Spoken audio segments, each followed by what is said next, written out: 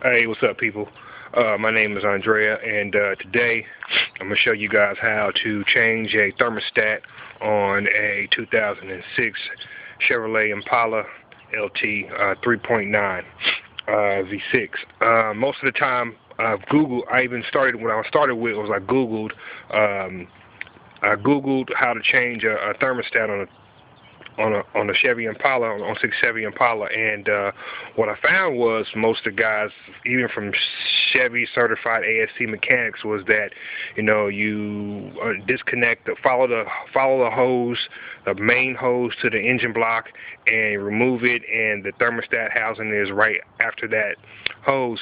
But it turns out that the actual factual is that it's not the main hose that's on the top, it's the hose that's on the bottom. So word to the wise, you can take that off actually, which is what I did, and just so you can have some room to move around and stuff, because it's a kind of a tight fit in there. But it's the actual bigger hose that's on the bottom of your radiator that leads to the thermostat housing. I'm going to show you what you're going to need here. I'm going to show you several things you're going to need. We're going to start off with, you're going to need some Prestone or some antifreeze or coolant. You're going to need some dry sweep and a broom to clean up as I made a mess. Also, you're going to need, of course, a thermostat, a new thermostat, of course. You're going to need a 10 millimeter wrench. I got a ratchet and wrench, pretty easy to buy at the store. Get a whole set for like 15 bucks. And you need a 10 millimeter ratchet set and extension. You're going to need a larger size flathead screwdriver to remove the hoses, and you're going to need a smaller one to get in there because it's a tighter fit. And you're going to need a pair of vice grips to remove the hose, because the hose is probably going to have a tight fit on there to begin anyway. So you're going to need that to wrench it around, to move it around, to move the hose around to be able to yank it off. Now what I did was I went ahead and I removed the upper housing. I removed the upper radiator hose, which went here. I removed it, and just so I could have some room. Also, I went ahead and placed my vehicle up on jack stands. You can see my radiator fluid everywhere, but I placed my vehicle on jack stands, and so I can get in there and get up under the vehicle.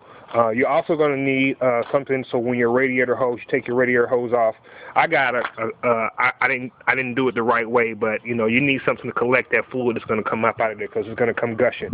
I took my housing, my engine cover off, and I got down in there, and what I did was, you're going to end up having two bolts to remove once you take the hose off. Once you take the main hose, the hose off, this bolt right here is going to be on the right side. That bolt right there is going to be on the right side, and this bolt's going to be on the left lower side. Now this was the harder of the two because it was on the bottom side of the vehicle, so I got on the bottom side of the vehicle to remove it, but it came right off. Pretty easy. And once you get that off of there, looks like this. This is the housing for the radiator, and this was on the bottom side, and this was, let me see, let me get this right here. This was on the bottom side, and this one was on the top side. Uh-oh. Get that out of there. Yeah. Well, all right, bug it. So that was on the bottom side. Once that came off, once I removed that hose off of there, and these two bolts, and that came off, what happened was I had this that was attached on the inside. So it kind of fit like, if you looked at it, once you took it off, it kind of fit in there like that.